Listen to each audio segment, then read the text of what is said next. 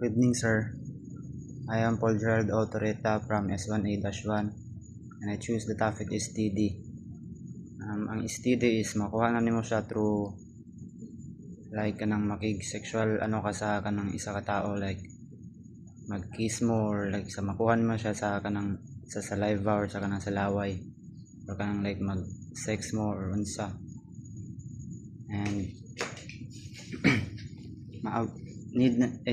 ma-avoid na nimo siya, like dapat imo siyang hibalo ng background sa tao kung na ba siya STD or like HIV. For example ng HIV, makuha nimo na siya sa commonly sa kanang mga boys to boys sana,